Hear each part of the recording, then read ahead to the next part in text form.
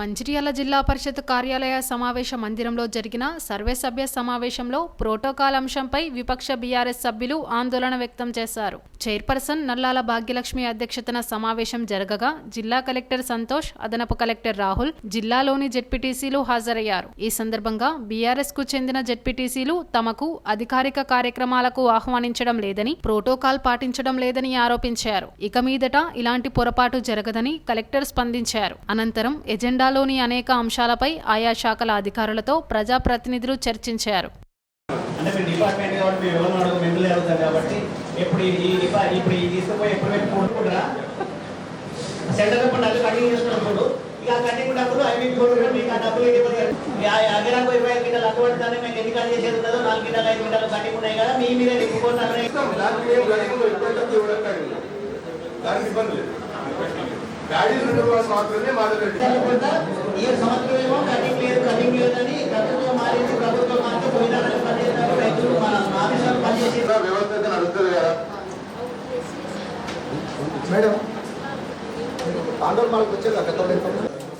అక్షరం కొనుక్కోకుండా ఉంటుంది, సభ్యులకు ఇచ్చేది మటుకు ఇట్లా ఉంటుంది. ఇందులో ప్రజాప్రతినిధులకు కలుపుకొని తీసుకెళ్ళాలి.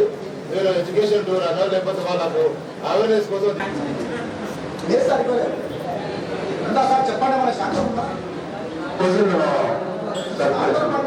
నుండి వాళ్ళని ఫోన్ చేయగానే మా ఇంటికి రమ్మని చెప్పే సిస్టాన్ని మీరు దయచేసి తీసేయండి.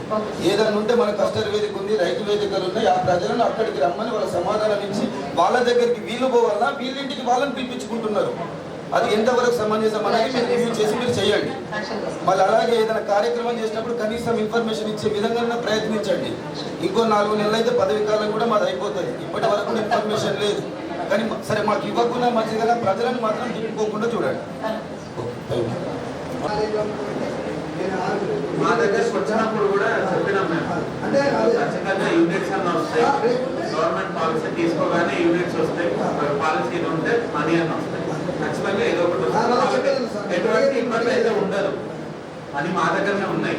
గవర్నమెంట్ డిసిషన్ రాగానే వితిన్ 2-3 days లో అదైనా యూనిట్స్ కంటిన్యూ అయితే యూనిట్స్ కంటిన్యూ చేసుకుంటాం.